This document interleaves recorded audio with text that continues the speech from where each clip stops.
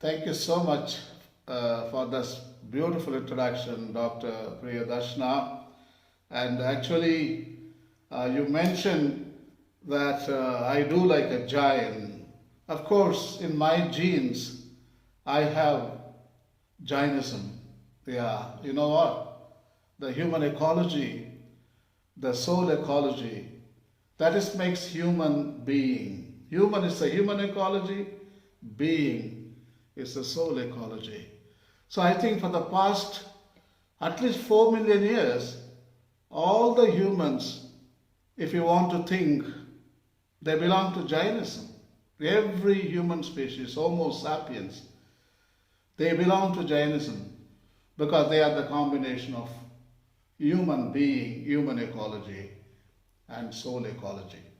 And Dr. Priyadarshana is an inspiration to me because every time she makes me to think about my own roots, which I consider Jaina. As long as I practice ahimsa, aparigraha, satya, brahmacharya, I am a priest, I am a brahmacharya. So these are the things I practice all my life. So I don't have to belong to a sect, but I belong to a spirituality, which is called Jainism.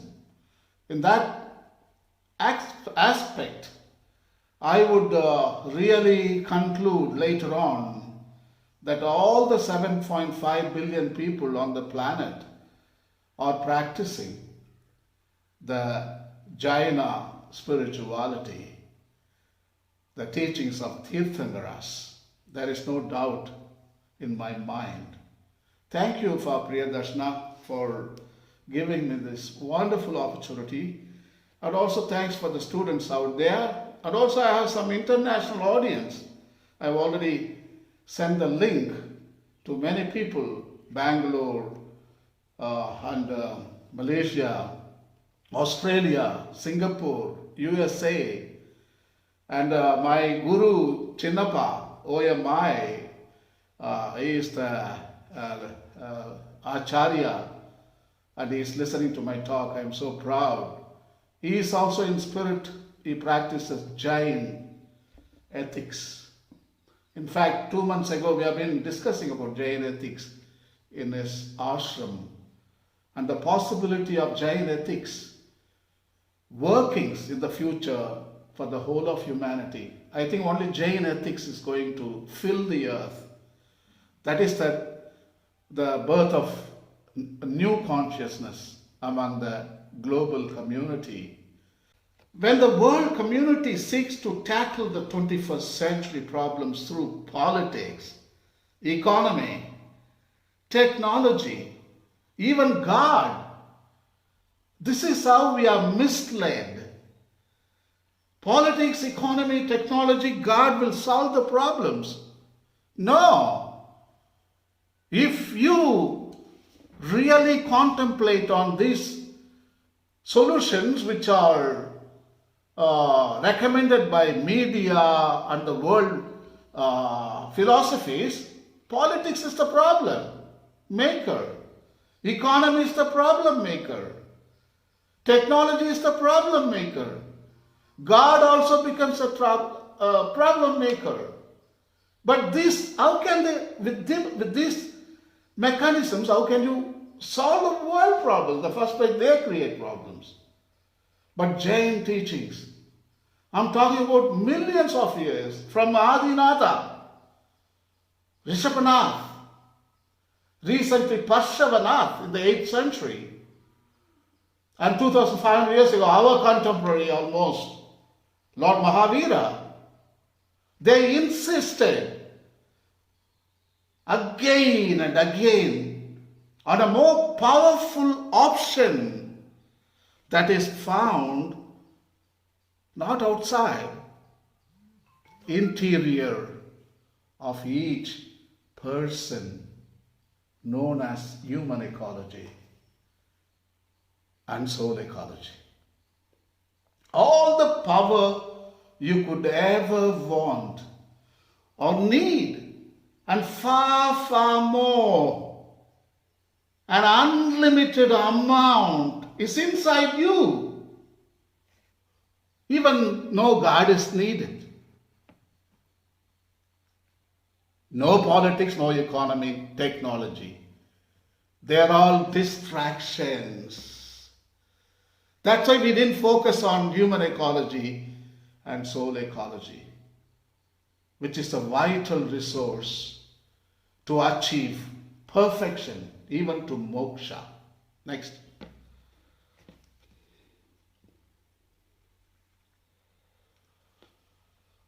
So, what is human ecology and soul ecology? You need to understand in depth. Otherwise, you're going to miss out my presentation. So it's very important. I want to read the statement on human ecology and soul ecology. Human ecology describes and relates to human behavior towards all forms of life, including, as Jainism puts it, immobile souls, stavaras, and mobile souls, trasas. Today, in the contemporary ecology, they are known as biotic, that is non-living, and biotic, living factors, respectively. Actually, there are only two aspects of the natural world, only two, none others, that is living and the non-living.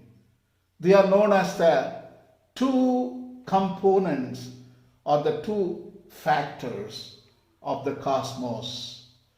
Jaina ethics, Jaina philosophy, they told everything. We are talking about millions of years ago. But today, contemporary ecology for the past 50 years, we are talking about the biotic and the abiotic factors. But Jainism did it long time back. How did they do that? How did they do that?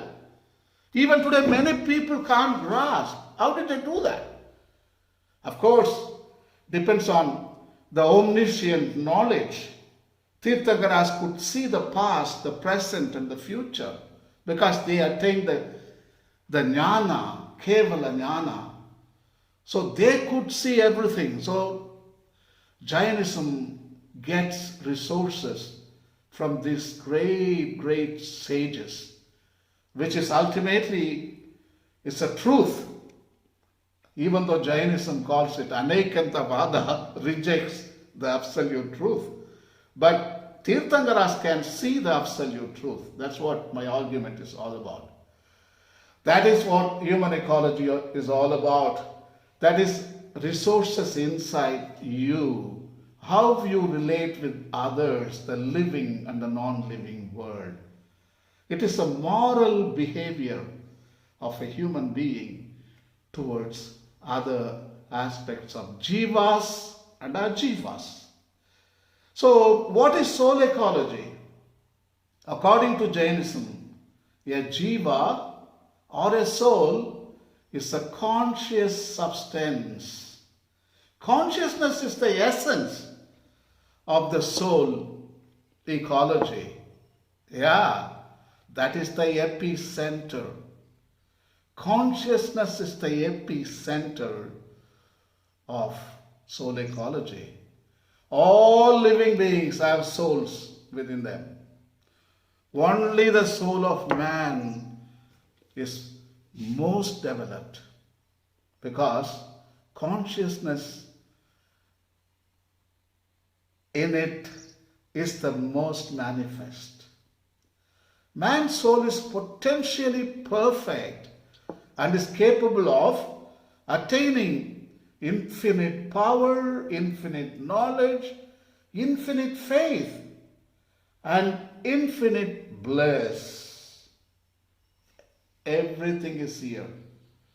What you need for life, for moksha, enlightenment, progress, everything is here within you.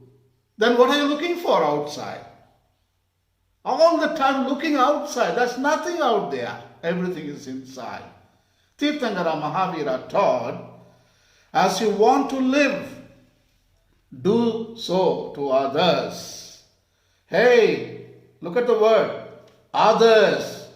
In that definition of others, he embraced not only all living beings that can move, but also the existence of the abiotic, the non-living, ajiva, earth, air, water, panjabhutas we call, and also vegetation. Jainism calls them one-sensed organisms. They are also included.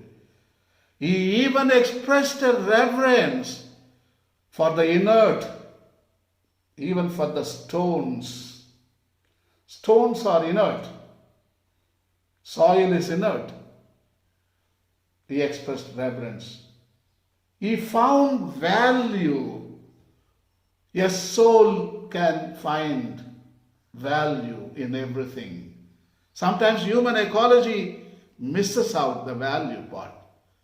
Only instrumental value. That is what human ecology is looking for. But soul ecology looks for intrinsic value. That is how you should understand. Human ecology mostly instrumental, whether they are useful for us. How can we manipulate? How can we exploit them? How can we pillage them? That kind of stuff. But soul ecology alone sees the intrinsic value of the jivas and ajivas and restores the value and dignity and creates space for their flourishing. So anyway, I hope it is clear for you what is human ecology and what is soul ecology. So let us go a little deeper now. Jainism is being criticized sometimes. It is very, very individualistic or egocentric. Their principles are all with the motive of reaching moksha. Moksha, that is the final goal of life. So many times they call it is individualistic. Actually, many people, individualistic okay, but egocentric, that is no good. Teleology means the goal reaching, that is moksha. Egocentric teleology. But no, I don't see that way. I think you have to go much deeper to understand. In shallow level, people misunderstand Jainology. But once you go deeper inside, a deeper level, when you know their theology, ethics and philosophy, oh my God, it is ecocentric. Yeah, that is what I concluded. Apparently it looks egocentric, but it is ecocentric, giving space for other souls, because this world is made up of souls. Cosmos is a fabric that is woven by the legion of souls. Oh my God, this is the ultimate spiritual statement I'm talking about. Cosmos is a fabric that is woven by the legion of souls. So cosmos is not some kind of object, it is a subject.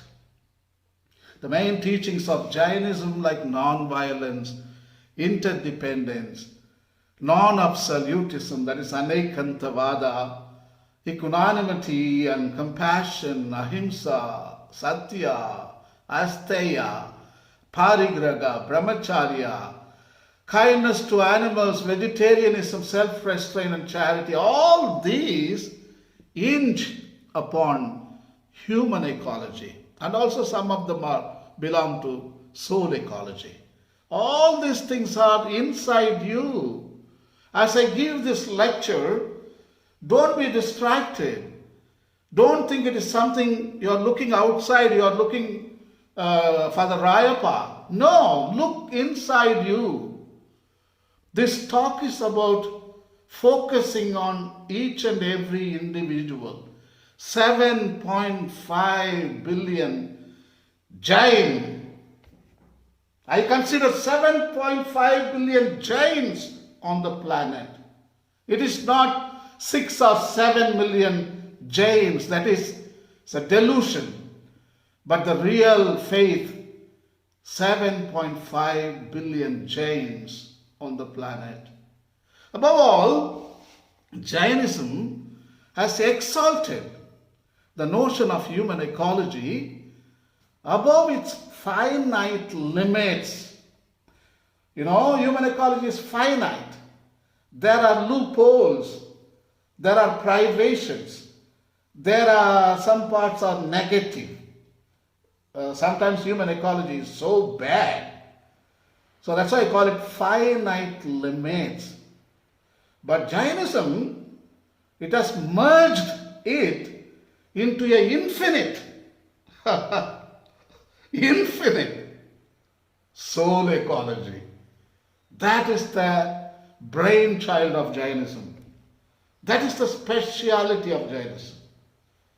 There comes a big shift. It happened, I'm talking about millions of years ago, my dear brothers and sisters. Millions of years. I'm not talking about 2,500 years ago, Mahavira invented that. No, he was a reformer. Before that, they were all the way to Rishabhanath, Adinath, the first Tirthagara. So, it is as old as humanity itself or cosmos itself.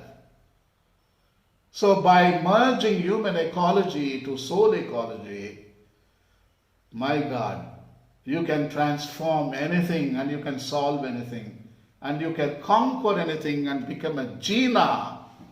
7.5 billion people can become Jinas. Yeah. Tirthangaras. It is not 24. You can make, maybe in the future 7.5 billion Tirthangaras. Yeah, that is a possibility. Ultimately leading to the liberation from samsara. It is attained only by self-effort, through right faith, right knowledge, and right conduct, known as the Ratnatraya. In other words, it is achieved only through human ecology and soul ecology. Yeah, not by God, not by technology, not by economics, not by religions, etc., etc. Okay, next. The superiority of Jain teachings or Jain ethics finds its expression in human ecology such as ahimsa, renunciation, compassion, empathy, forgiveness, justice, combined with the soul ecology such as consciousness, awakening, enlightenment, and unity.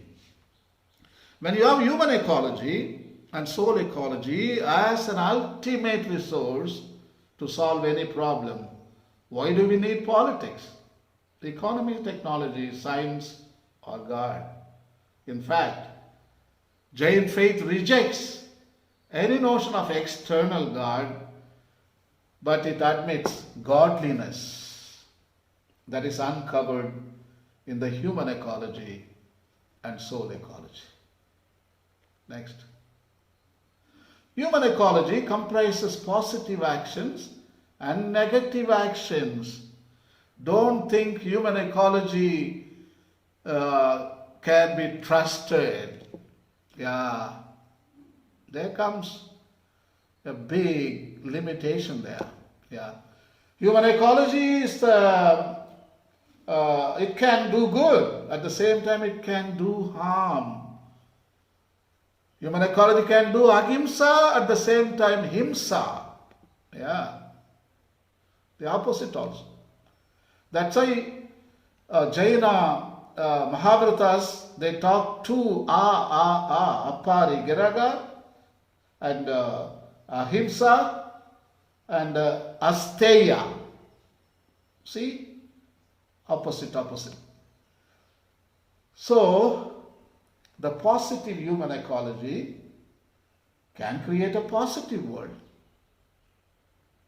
In the red color I put it purposely, negative human ecology can create only negative world. The 3rd century CE, Hellenistic philosopher Plotinus, I believe he was influenced by Jainism because there was a cultural exchange of religious ideas during the time of Ashoka, even Chandragupta Maurya, all those people, the Persian Empire, Cyrus the Great, all these people were influenced by Jaina ideas. Many people say Cyrus the Great was the first inventor of human rights, and his time was the time of enlightenment. Actually, he borrowed all the ideas from Jainism. His whole philosophy is the amalgamation of Jaina ideas. And actually, 2500 years ago, even before that, when Jainology, they prepared all agamas, that is the time of enlightenment. When Mahavira said, individual, because Cyrus the Great established human rights, individual. But Jainism said, individual. He is the most important entity. He can make a good world or a bad world. So, I think Jainism was the first enlightenment. According to me, I should prepare another paper to prove that Jainism and its philosophy was the aspect of first enlightenment. Then comes Cyrus, then comes 15th century Renaissance and Reformation, 18th century Enlightenment, so on and so forth. So I believe Jain Jain philosophy and teachings and ethics. Yeah, first enlightenment. See, borrowing ideas from Jainism, Plotinus says, ugly soul. Soul can't be ugly, according to Jainism. I mean, the properties or attributes of soul is beautiful. Soul is eternal, omniscient. Soul is all-knowing, good attributes. But how come soul becomes ugly? How come? Because of your own actions, bad actions, because of human ecology. Yeah, because of human ecology. See, human ecology puts layer after layer on. I mean, they are inside together. They are like a family, husband and wife. But like husband and wife fight most of the time, we know that. The same scenario, human ecology and soul ecology. I think this is the way they interact. So now, because of your own karmic actions, bad actions, you cover up. The soul loses its trajectory, loses its sight. Ugly soul is intemperate and unjust, full of lust, full of confusion, fearful through cowardice, envious through,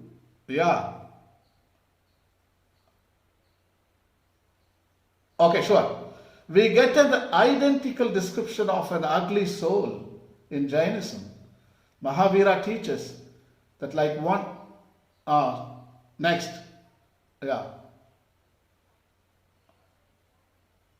Okay, sure. At the same time, Jain ecology insists that we must learn to respect all the earth bodies, water bodies, the fire bodies, etc. These natural bodies are not distinct from human bodies.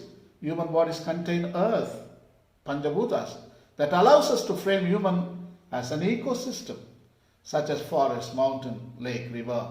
Human ecosystem or human ecology also contains plenty of resources, and the best of them all is the soul. Stories of Hindu cosmology talks about it. In Rig Veda, the person Purusha was regarded as a reflection of the world itself, in its great immensity. In Tirumandram, Tirumular puts it beautifully. Andathil illadhathu pindathil illai, pindathil illadhathu andathil illai. Macrocosm reflects the microcosm, microcosm reflects the macrocosm. Next, the Jain tradition developed a parallel story of the structure of the cosmos and also developed an intricate accounting for the journey for each life force, Jiva, which is said to be eternal, not created by any deity, ultimately responsible for its own activity. Ironically, in the oldest surviving work of Tamil literature, Tolkappiyam, its author Tolkappiyanaar, presumably a Jain monk, had identified only 5 terrestrial ecosystems we call Thenai, Kurinji, Mullai, Marudam, Neithal and Palai. But his contemporary or his predecessor, 200 years before Tolkappiyar, Lord Mahavira had identified a first ecosystem. I shouldn't call it a 6th ecosystem. That's wrong. First ecosystem, namely Manidam. Manidam. That is humanity, human ecosystem or human ecology. Next. Unfortunately, we have forgotten that we ourselves are dust of the earth. Our very bodies are made up of elements. We breathe our air. We receive life and nourishment from our waters. An ecosystem itself, as an ecosystem itself, man should stop digging other ecosystems looking for resources, destroying the biotic and abiotic world. On the other hand, let us dig human ecosystem, Kaya and our own soul, Jiva, where you find valuable resources, lasting solutions, everlasting peace and eternal bliss. Jainism of the past 2005 years have handed over to us some profound teachings on environmental ethics, obtained from human ecology and soul ecology perspectives. Since Tirthankaras were omniscient, they knew everything. They could see past, present, no? And their teachings are very, very absolute. Such eternal truth gained from Jain profound teachings always have universal appeal. Jain classics can prove meaningful in every age. They have an enduring power to open new horizons.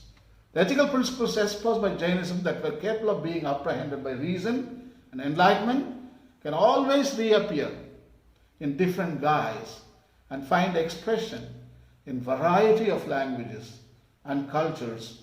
That is what's happening right now on the planet Earth. Any solution with science, politics, the economy offers will be powerless to solve the serious problems of the 21st century.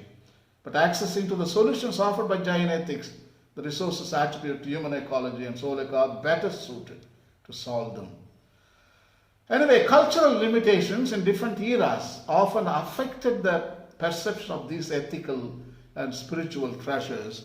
Yet by constantly returning to their sources, Jainism will be better equipped to respond to today's needs. To achieve a universal appeal, Jainism has to engage in an open and respectful dialogue between politics, economy, science, religions, and ecological movements. The gravity of the ecological crisis and the problems of the 21st century demand that we all look for a common good, Sarvodaya. That is Jainism, the principle of Jainism. Even Mahatma Gandhi, he espoused the same principle, the Sarvodaya, Swaraj, Swadeshi. But Sarvodaya was a great principle of Jaina, embarking on a path of dialogue which demands patience, self-discipline, and generosity. As we try to achieve our goal, we need to gain insight into Jainism's teachings on the Anuvratas and the 14 stages of Gunasthanas leading to soul on the path of liberation. This is the place where you find, that is Anuvratas, the practice of Anuvratas, Gunasthanas. So this is the place where we find answers, how to make a big shift from human ecology to soul ecology. That is why it is no longer enough to speak only of the integrity of ecosystems. We have to dare to speak of the integrity of human life, of the need to promote and unify all the great values taught by Jainism. Here is the shift from human ecology and soul ecology. In Western academia, this shift is known as the anthropocentrism to biocentrism. Anger, pride, deceit, and greed have vitiated the human mind beyond imagination, and they are now horribly visible in the ecological crises of our time. In other words, all the ecological crisis is the outcome of human ecology, anger, pride. These global problems are the reflection of our own psychological pollution within ourselves. The pollution is not outside, the pollution is inside in human ecology, also soul ecology, because it's covered up, pollution. So outer world is the reflection of the inner world. We need to urgently adopt a lifestyle that springs from a moral and spiritual dimension. In other words, in order to find a perfect balance in human actions, that's karma, we need to allow human ecology to be guided by soul ecology. Umaswati defines soul ecology, very simple definition. Souls exist to provide service to each other. You can't get a better expression on soul definition. In fact, ecology provides free services. Every ecosystem, they provide free services. In Greek word, oikos, which means house or home. In this regard, it's enlightening to know that the very nature of soul ecology in itself is homecoming, moksha. So human ecology and soul, it leads to soul ecology leads the ultimate homecoming, oikos. Still it is ecology.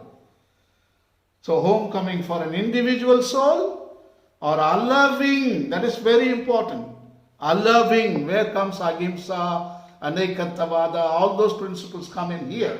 And allowing, homecoming to other souls. Next. At the same time, Jainism has drawn attention to the ethical and spiritual roots of global environment problems, which require that we look for solutions not only in economy and technology, but in a change of humanity. By transcending human ecology to soul ecology, otherwise we would be dealing merely with symptoms. Jainism asks us to replace consumption with sacrifice. This is how you change human ecology to soul ecology. Consumption is human ecology, sacrifice is the soul ecology. Replace it. Greed is a human ecology, soul ecology is generosity. You replace it. Wastefulness is a human ecology, spirit of sharing is a soul ecology. Replace it. An asceticism which entails learning to give and not to simply to give up. It is a liberation from fear, greed, and compulsion. A shift from human ecology to soul ecology requires a profound reversal of negative human ecology into positive human ecology, such as violence to non-violence, anger to forgiveness, hate to compassion, so on and so forth. To quote one example, Jains diverge from other religions in the matters of religious practices like prayer, rituals, and sacrificial offerings. While others religions put emphasis on external things such as rituals or sacrificing animals, a Jain offers its own body, that is human ecology and soul ecology, as a solution to the problems, not sacrifice. That is wrong. Really, Dr. Priyadarshana helped me to understand a little deeper into the insights of Jainism. Here I made a mistake as a sacrifice. That's the wrong word I used. As a solution, I should have written. As a solution to the 21st century problems. Anyway, I'm going to skip William Dalrymple quote here. Let us go to the next slide. Mahavira's teachings consist of vital solutions to the conflict-torn individual. He says, fight with your own self. What is the use in fighting the external force? Difficult to conquer is the foe of oneself, that is human ecology and soul ecology. There could be no progress without individual effort. See, here comes the notion of the individual, one who makes a difference in a biocentric world, not in a teleological world. I'm an individual, is not keen on escaping this samsara and go to moksha. No, his attempt is much more inclusive, to take all other souls, the jiva and ajiva, the welfare of the cosmos. So it is a lofty idea Jainism is proposing. It's not an individual without individual effort, and therefore every individual should work out his own salvation. Next. Jain solution to global problems. Jainism does not believe in the famous axiom, global problems require global solutions. We don't need economy, technology, politics, prayer, faith to solve global problems. Jainism believes that only a liberated individual can solve problems that exist in the society. So every individual is a game player. He can change the destiny of the future. For Mahavira, the real battlefield is not outside of us, it is within. Conquering one's own inner desire, greed, selfishness, and anger is the real victory. The true act of heroism is to overcome ego, vanity, pride. The foes we have to conquer within ourselves are greed, lust, hatred, envy, anger, etc., that blemish the purity of soul and thus invite an influx of karma. Next. Mahavira taught the idea of supremacy of human individual and stressed the importance of the positive attitude of life. I'm talking to 7.5 billion people on the planet. Each person is important. Each person is a god. Each person is a politics. Each person is the technology. Each person is the politics. Everybody is a Maharaja here. Yeah, everybody is ultimately a person of value and dignity. When it comes to solving the mega problems of 21st century, ultimately Jainism bets its own. Not on the sect, religion, society, government, but on an individual who is persuaded by Jain ethics. Thus, Jain ethics can be applied as an antidote to all the 21st century problems. Dr. Geeta Ramanujam, I met her last week in Bangalore. I was talking to her. The principal of the National College, Bangalore, declares, spiritual mission of Jainism thus can be summed up as managing the self, that is individual, so that it does not contribute to crisis, and thus crisis at large will be resolved naturally by individual efforts. Next. Jain enlightenment is a combination of scientific temper and spirituality. What makes the religion particularly relevant today are its concept of self-help, an ethical way of individual life. Jains do not believe in created God as mentioned earlier, rather they believe in Godhood in man. The only faith is that man should become a human being by conquering his lower self or his passions. The person who has conquered the lower self is Jina. Jains believe Jina is worthy of following rather than just worship. Now let us focus on some of the real problem-solving mechanisms that can be found in the human ecology and soul ecology of each individual.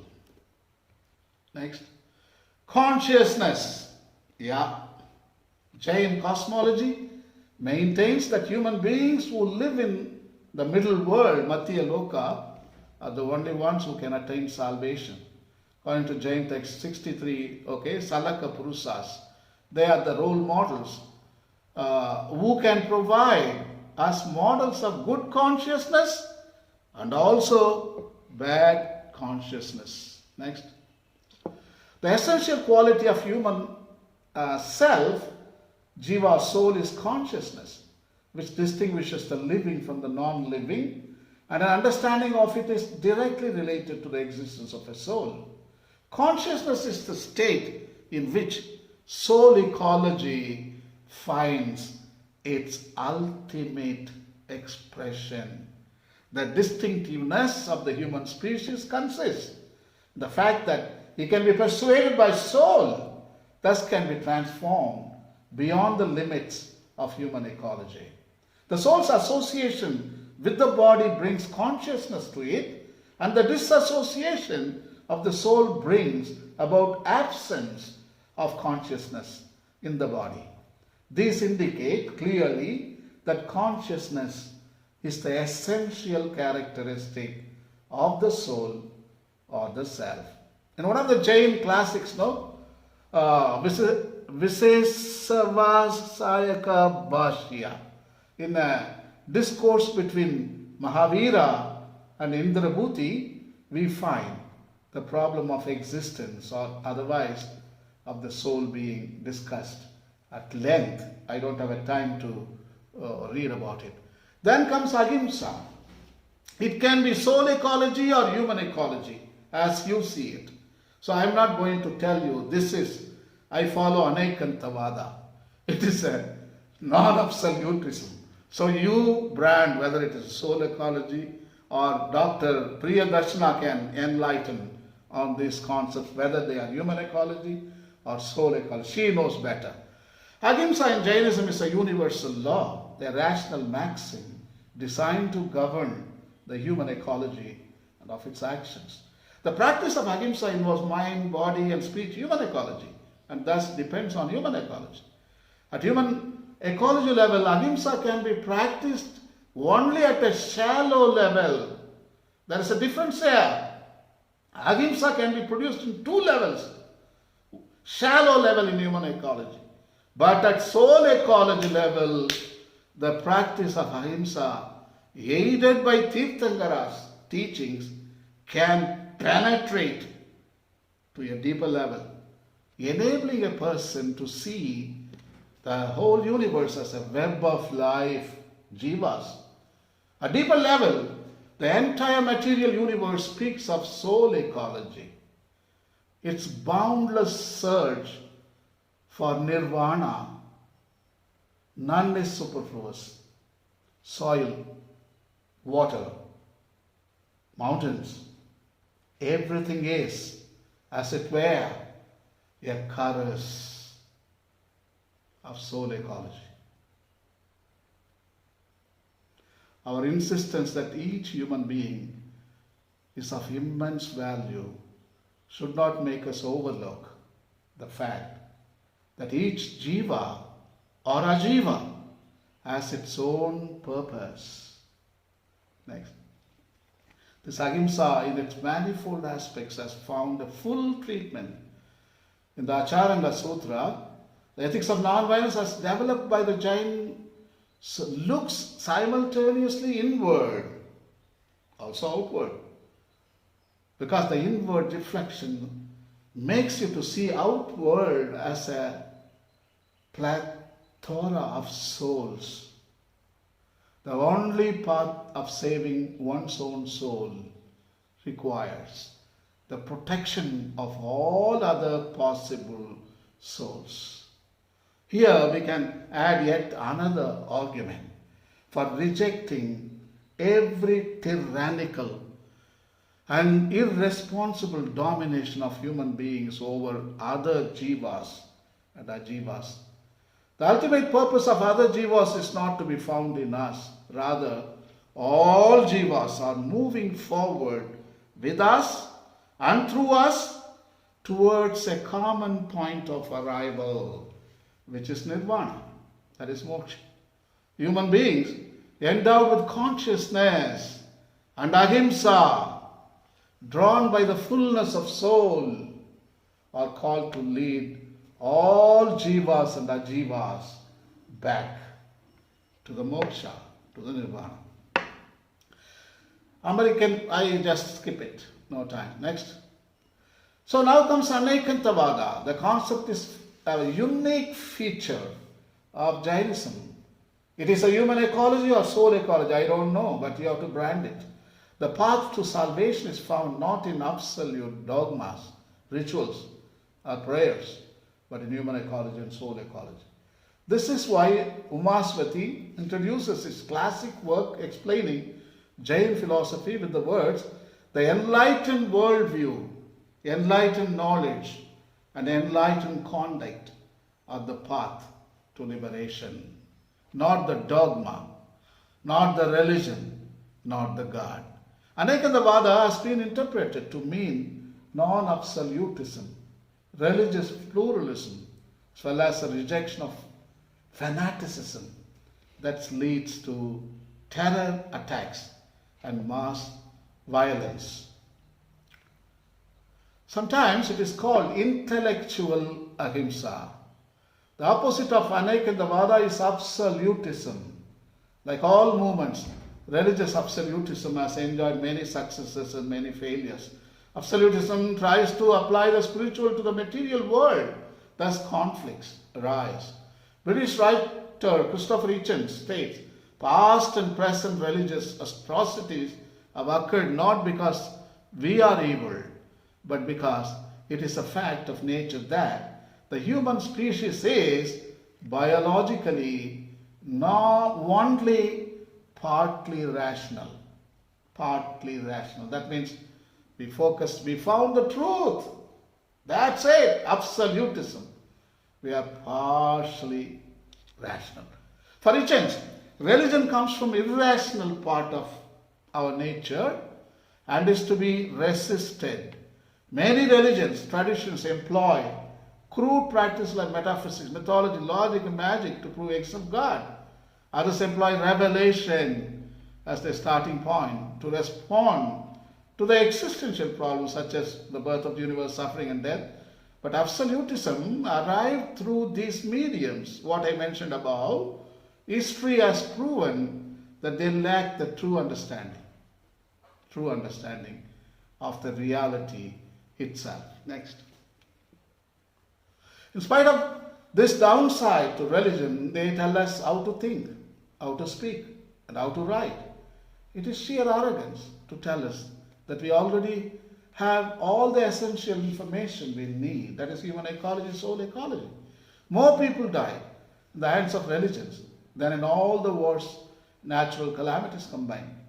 Blaise Pascal, a 17th century physicist, puts it bluntly, men never do evils so completely and cheerfully as when they do it from religious convictions. That is absolutism. It is opposite to Anekantavada. Religious absolutism is having a destructive influence on our culture. Many in the society are controlled by some delusional metaphysical assumptions that may be or may not be true. The deeper cause of absolutism lies in human minds and hearts. And it is here that any fundamental solution has to begin. That is a good note. Yeah, that is what Jainism has done it. Anekantavada. It is inside you. Jainism offers soul ecology as an antidote to religious absolutism, which is known as Anekantavada. Justifiably, Jainism is not a system of laws or dogma or commandments handed down by a higher authority. Jains are expected to study the scriptures and grasp the concepts of rational perception, rational knowledge, and rational conduct. For Mahavira, every human soul is spiritual and rational. Thus, there is no need of additional authority. Every individual should make an informed and intelligent choice. In order to do that, you must be left free. Exactly the same statement what Cyrus the Great used in the same 5th and 6th century BC to enact human rights, which is called the First Enlightenment. This is exactly the statement what Mahavira has uttered in the same time that the emperor of Achaemenid Empire, that is the Persian Empire, Cyrus the Great, he got the ability to grasp this statement and he made the law which are known as the human rights, which is called First Enlightenment. So this is the epicenter of First Enlightenment. According to the Jains, only Kevalins, omniscience beings, can comprehend objects in all aspects and manifestations. Others are only capable of partial knowledge. Next. The Jain metaphysics of non-absolutism, supported by epistemological theory of viewpoints, Nayavada, Sayanyas, makes possible to every jiva having an advantage of arriving or owning the partial truth at least, if not the whole truth. In other words, Anekantavada treats all jivas as subjects, not as objects. Thus the path to liberation is the path through this community of life and requires the highest ethical standards extend to all life forms. In order to understand Anekantavada at the deeper level, we need to enter into the domain of soul ecology. According to Jain teaching, every soul cycles through tens of thousands of incarnations, ranging from fire, mineral, air, vegetable bodies, to also plants, animals, and humans and gods. Next. See here, I love this quote. I love this quote. You see, Anekantavada offers the opportunity to every creature, their own viewpoints, how they suffer. Here is a small, I want to read this quote, Dr. Priyadarshana. I love this. Let younger generation read this. The Utta, please, I want to do that. Can I?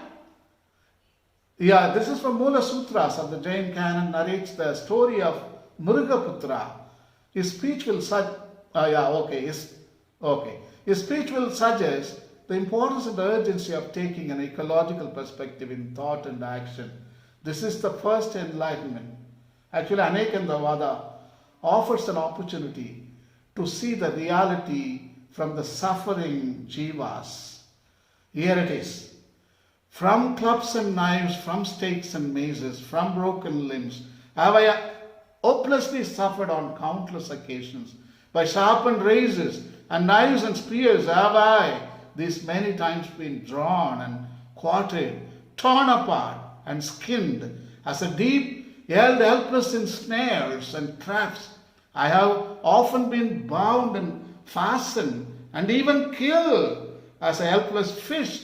I have been caught with hooks and nets, scaled and scrapped, split and gutted and killed 1,000,000 times.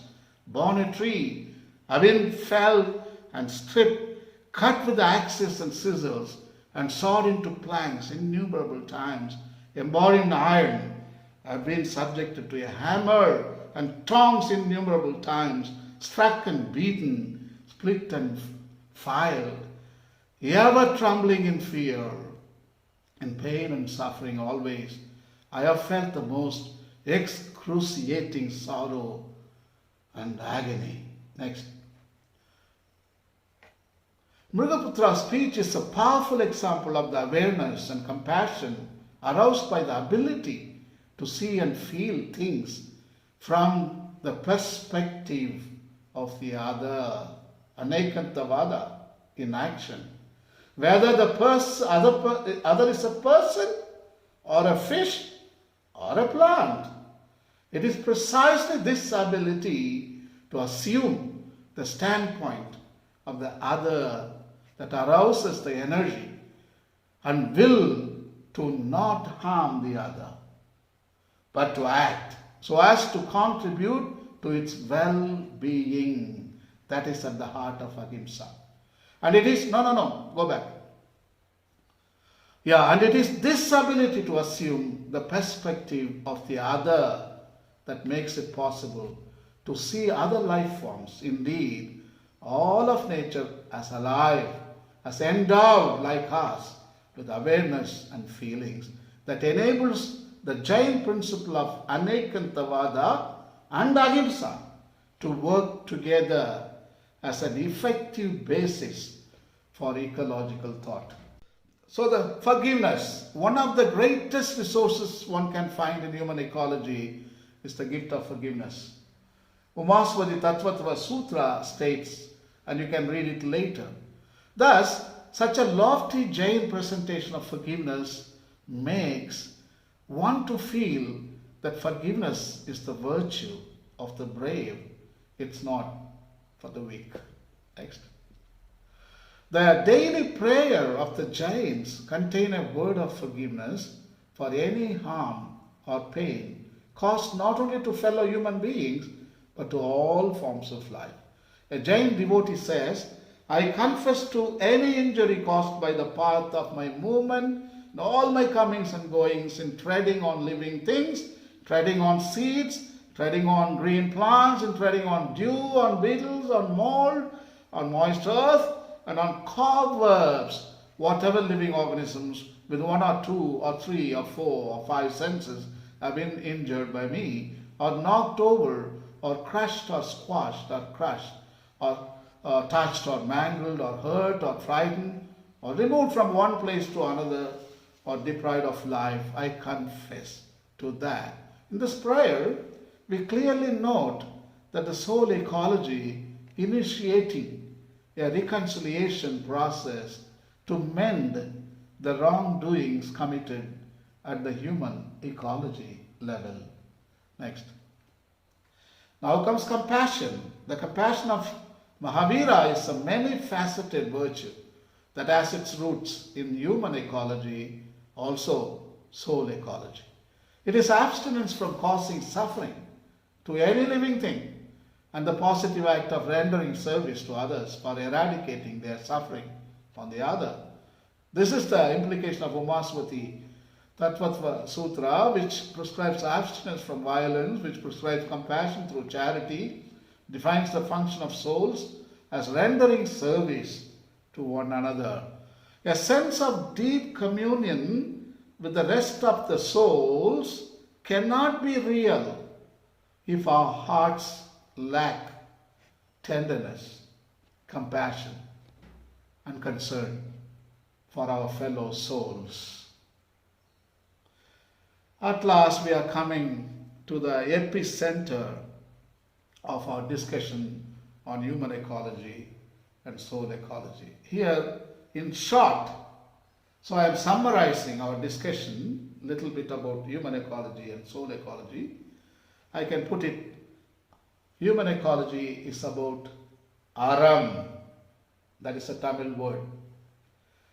The Sangakala, all the Jaina monks, all the Tamil epics like Chalappadigaram, Chindamani, Valayabadi, Gundalagesi, that is the major epics, minor epics, Nilagesi, Yasodhara Kaviyam, Udayana Kumara Kaviyam, Sulamani, all those kavyams were written by Jaina monks. The major epics, 3 Jaina kavyas.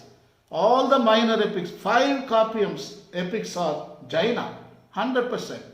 All of them talk about only one thing, aram, righteousness.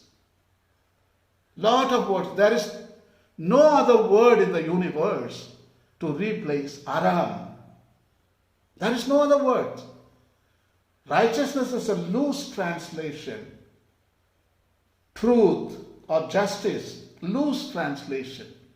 But you need to go to the source, aram. That explains what human ecology is all about. So today in human ecology, if it is positive, aram will be evident. But today, human ecology is negative. Aram, death of aram, that is this degrading cycle. Actually, Jainism talks about we are in the degenerating cycle. So that is what aram is disappearing. So what is soul ecology? In short, it's about mysticism. It's about mysticism.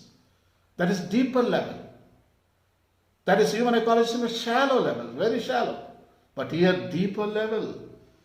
And there are different kinds of mysticism, intellectual, ascetic, devotional. The Jain Acharyas have written so beautifully on these three areas. Unbelievable treatise. The whole force of Jainism is directed to the central truth that each person needs to remake himself or herself in the image of the divine model. Next. Here is the small illustration of what we have been discussing so far. Human ecology is compassion, forgiveness, justice, empathy, tolerance, righteousness, aram. But soul ecology, consciousness, ahimsa, awakening, enlightenment, liberation, mysticism, moksha.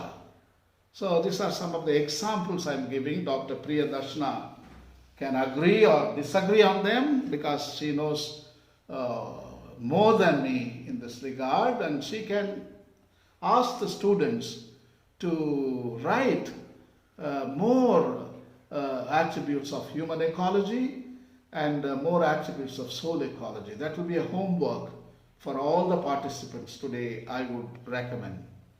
Next. Yeah, sure.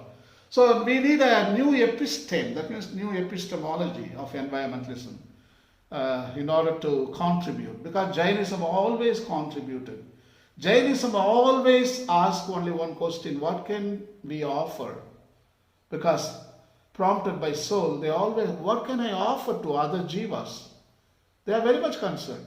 Other religions, people ask, what can I get from the religion?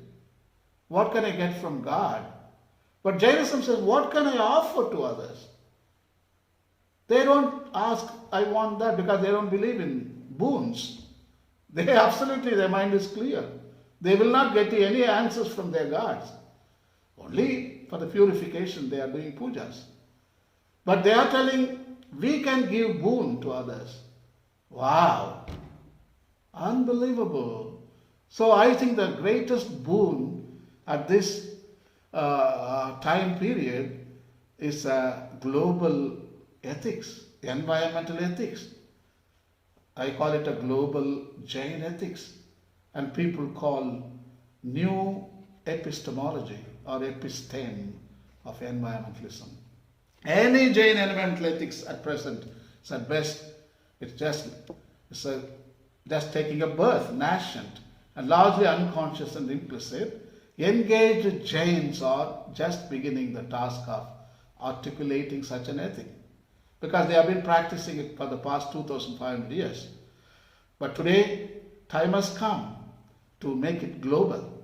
To a significant extent, these articulations are to be found in practices and habits rather than in systematized statements, for this is the way any lived ethics develops, I guess. In his article, Green Jainism, its author John Cort notes, this task involves a creative interaction between Jain ways of being and currents of contemporary environmental thought. This should be a mutually cross-fertilizing process. It is not a matter of mapping environmental principles onto Jainism, nor one of mapping Jain principles onto environmental practice, but of exploring aspects of Jain thought and practice that will form the basis for a distinctively Jain environmental ethics. Jainism posits that in order to achieve good karma, many things have to change course. But it's we human beings, above all, who need to change. This basic awareness would enable the development of new convictions, attitudes, and ethics based on Jain teachings. A great cultural, spiritual, and educational challenge stands before Jain community, and it will demand that we set out on a long path of renewal. This renewal can be brought forth on three fronts. Number one, ecological education. Number two, ecological spirituality.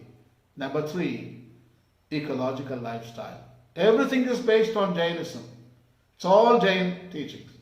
Jainism, over 2 millennia, had achieved super success in these three areas, in India and also around the world. These three fronts also belong to the realm of human ecology and soul ecology. Next. Ecological education. The importance of education reflected in the expression first knowledge, then compassion. Environmental education seeks to restore the various levels of ecological equilibrium, establishing harmony within ourselves, with others, with nature, and with other living things and non-living things. The importance of knowledge and education within Jainism is shown in gift of knowledge, jnana dana, through the establishment of schools and donations to scholarship funds, the publishing of text and the maintenance of manuscript libraries at temple complexes. Because education enables one to read religious texts, ultimately gain knowledge of the soul, as well as properly conduct household and business affairs. Santi Suri, a Swatempara Jain writer of the 11th century, in his Jiva Vikara Prakaranam, listed detailed description of natural world. Scientific book, my God. He wrote in the 11th century, 1,000 years ago. Only Carol Linnaeus comes only in the 18th century, the father of the modern biology. How did he do that? Santi Suri. There is no difference. Today, modern science is also telling the same thing what Santi Suri had said in the 11th century. Amazing. Amazing. His ideas resemble proximity to the ideas of the 18th century Swedish botanist Carl Linnaeus, who is considered to be the father of modern biology. Virayathan, a Jain institution begun in Bihar and run by Jain nuns, is a good example of what ecological education can be. Here, villagers are taught moral and ethical values, including the protection of animals and the importance of protecting natural resources.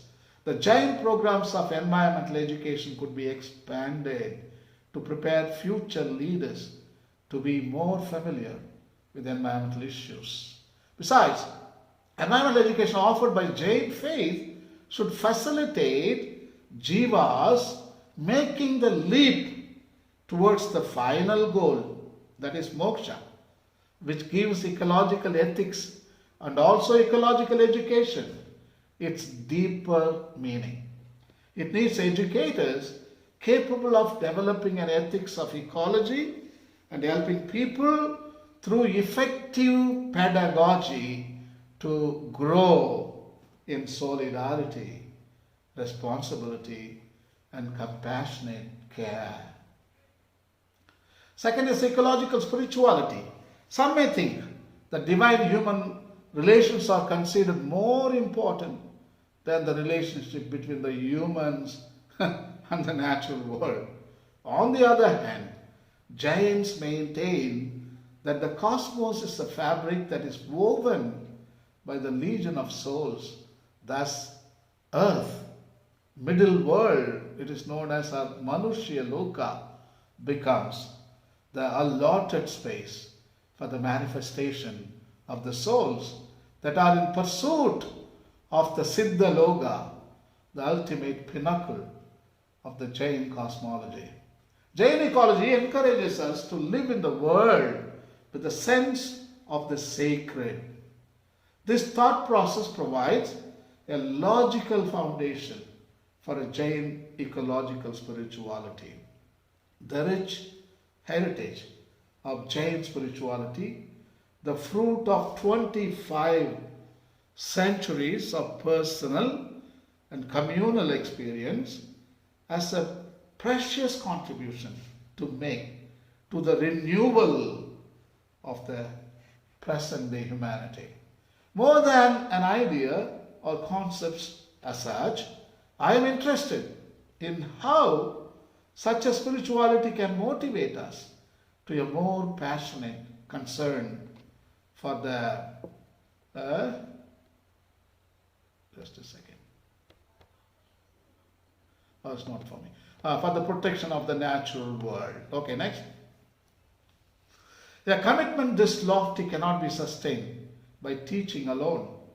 Without a spirituality capable of inspiring us, without an interior impulse which encourages, motivates, nourishes, and gives meaning to our individual and communal activity.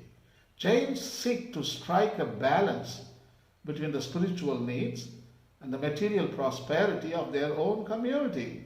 A life of renunciation, that is aparigraha, I didn't discuss it much because I didn't have the opportunity to do that. Aparigraha, living in a manner friendly to the environment, can strengthen the ecology. Ahimsa, anekantavada, aparigraha. Oh my God, that's enough. These three are enough.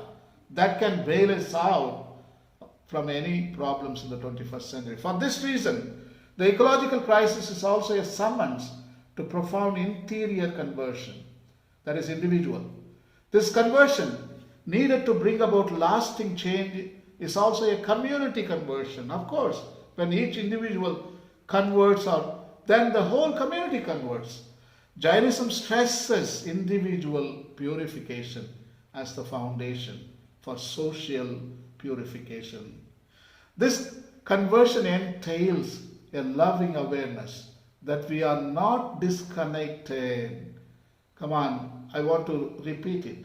This conversion entails a loving awareness that we are not disconnected from the rest of creatures, but joined in a splendid universal communion. That is the ultimate enlightenment from the Jaina. If we want to bring about change, we need to realize that we need certain mindsets which really influence our behavior. Dr. Priyadarshana, I want to read this quote 100% because I need it. In the second part of the Acharanga Sutra, Mahavira addresses his monks and nuns on the topic of forest preservation. Mahavira tells the monks and nuns to change their mindsets. Today we need to change our mindsets in order to solve all the problems, also in order not to create any further problems. We need to change our mindset. About looking at big trees, he says, rather than seeing big trees as fit for palaces, gates, houses, benches, boards, buckets, stools, trays, plows, machines, wheels, seats, beds, carts, sheds, they should speak of trees as noble, high, and round, big, with many branches, magnificent. Oh my God, what a teaching. This indicates that Mahavira, in fact, did regard trees as inherently valuable for their beauty. In other words, intrinsic value, strength, and magnificence. And that he advised his followers to turn their thoughts from materiality by reflecting on the greater beauty of sparing a tree from the woodman's axe. In this sense, Jainism speaks of an ecological spirituality and a universal fraternity. In this regard, John Muir, one of the famous naturalists, his quote goes very appropriate. God has cared for these trees, saved them from drought, disease, avalanches, and 1,000 tempests and floods, but he cannot save them from food. Only by cultivating sound virtues will people be able to make a selfless ecological commitment. We need to take up an ancient lesson found in Jain tradition. Jain spirituality proposes an alternative understanding of the quality of life, that is aparigraha, and encourages a contemplative lifestyle, that is kevalin, one capable of deep enjoyment, free of the obsession with consumption. It is the conviction that less is more. Jain spirituality proposes a growth marked by moderation and the capacity to be happy with little. It is a return to that simplicity experienced by Tirthankaras, which allows us to stop and appreciate the small things, to be grateful for the opportunities which life affords us, to be grateful for the opportunity which life affords us to be spiritually detached from what we possess and not to succumb to sadness for what we lack. The last one is ecological lifestyle. An awareness of the gravity of today's cultural and ecological crisis must be translated into new habits that can lead to new lifestyles. A change in lifestyle could bring healthy pressure to bear on those who wield political, economic, and social power. This is what consumer movements accomplish by boycotting certain products, thus leading to a change in the pattern of production. This shows us the great need for a sense of social responsibility on the part of consumers. Purchasing is always a moral, not simply economic act. Today in the world, the issue of environmental degradation challenges to examine our lifestyle. If we can overcome self-interest, we will be able to develop a different lifestyle and bring about significant changes in society. Next. Jainism have done it for the past 2,500 years. For instance, more than 2 millennia, Jains have been vegetarian. That is a lifestyle. Today we need to really recommend this lifestyle to the rest of the world. Jains long avoided using animal products in their many businesses. List of green-friendly materials could be developed by Jains to be used in manufacturing processes. Jains could actively support air pollution reduction in India to conform to legal standards.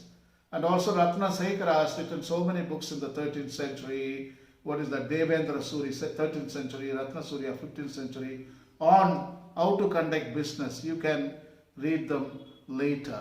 The ultimate lifestyle model to humans can be derived from the natural world itself. Jain commentator Silanka Suri, in his book, he states, the behavior of the bees, delicately taking the nourishment at random and without violence to those who gave. That is the best lifestyle today humans can follow from the natural world. That is called the mutualistic relationship. There are 3 relationships in ecology: mutualistic, commensalistic, parasitic. So the bees do the mutualistic. So that is the good relationship humans should follow. That is what Jainology talks about all the time. But what we are doing is the parasitic. That is what we are following right now. So we can become mutualistic. So in human ecology level we are parasitic, but in soul ecology we can become mutualistic. Next. All right. This is the last slide before conclusion. I am just picturizing the present world. I see as a world filled with Jaina monks. That is how I see it. 7.5 billion Jains are walking on the earth. The Jain lifestyle is already taking hold of our contemporary world. It looks like a prehistoric world when Jains inhabited and walked with the face mask at the length of the Indian subcontinent. I imagine that today almost 8 billion Jains are walking on the planet with face mask. Like Jain practitioner of Dik Virada, I imagine that 8 billion Jains stay at home, limiting one's activities within certain prescribed directions and within certain boundaries in the country. It is expected of every well-to-do Jain to give Abhayadana, a gift of fearlessness, to all those who are afflicted with fear. I imagine that 8 billion Jains are trying to comfort, share, support, and alleviate the pain and suffering of the other people during this pandemic. In short, it is evident that Jain ethics is already taking root in the collective consciousness among the world population. And during this extraordinary time, it's my hope that we take time to recover a serene harmony with the natural world, reflecting on our lifestyle and our ideals, contemplating on the souls who live among us and surround us, whose presence must not be contrived but found uncovered. This is the last slide, conclusion. To conclude, Jainism teaches us that the human person grows more, matures more, and is sanctified more to the extent that he or she enters into relationship with human ecology and soul ecology, and going out from themselves to live in communion with other souls and with the immobile and the mobile parts of the natural world. The ageless teachings of Jainism on human ecology and soul ecology are still fresh. Only when we understand our own inner ecology, such as human ecology and soul ecology, we can regain the peace, power, and well-being that we know to be our natural right, our true state of being. It's not somewhere else for you to go and gather, collect and somehow imbibe, infuse yourself with. It's not outside, it's inside. We don't need outside solutions like economy, politics, and technology, God, to solve the global problems. When human ecology and soul ecology are in balance, we live in and thrive in this world and create a new world without any global problems, with grace, harmony, and beauty. Thank you, Priya Darshana. Thank you for all the audience, and have a nice day.